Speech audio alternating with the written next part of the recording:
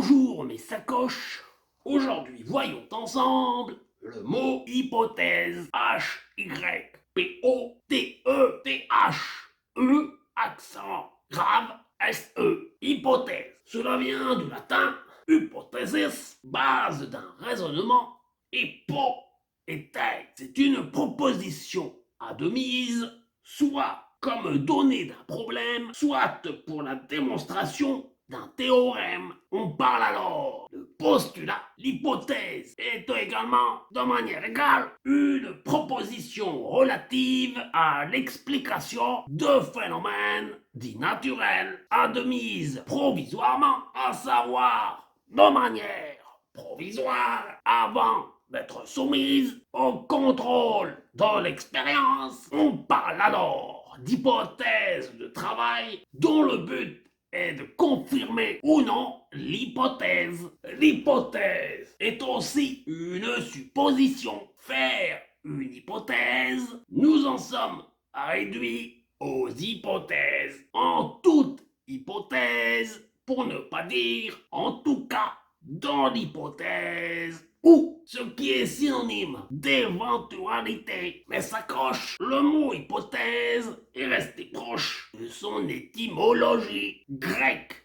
Hypothesis ou hypo qui signifie en dessous, ce qui peut donc servir à la base de recherche, et thésis qui signifie opinion ou affirmation. Il s'agit d'une position prise a priori qui pourra ensuite être vérifiée ou non par une démonstration théorique ou une démarche expérimentale. Mais sa formulation est toujours fondée sur des arguments théoriques et ou pratiques. Une éclipse totale du Soleil en 1919 a ainsi permis d'accréditer la théorie de la relativité en confirmant l'hypothèse d'Albert Einstein selon laquelle la déformation de l'espace engendrée par un objet céleste pesant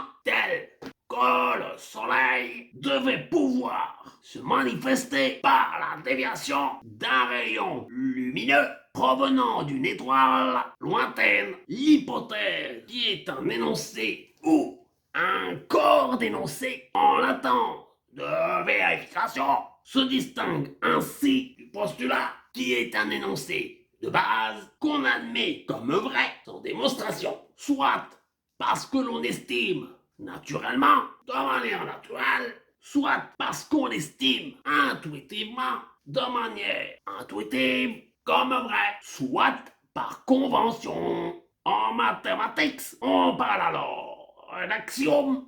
Les hypothèses ne sont pas l'apanage des sciences dites rares, dites dures, et sont également utilisées dans les sciences humaines. On parle de raisonnement hypothético-déductif pour désigner la démarche qui consiste à tester une hypothèse en confrontant les conséquences qu'on en déduit ou verdict de l'expérience. Bien que ce ne soit pas systématique, et là je fais bien référence à la théorie des cordes qui en est un contre-exemple, la testabilité d'une hypothèse est en général une condition dite nécessaire de son caractère scientifique. On doit toujours formuler l'hypothèse de telle façon que les faits expérimentaux disponibles en apportent sans ambiguïté, une confirmation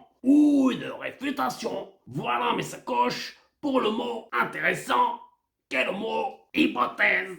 Si vous avez aimé, vous pouvez mettre un pouce, vous pouvez commenter, et pour finir, en apothéose, abonnez-vous. Merci.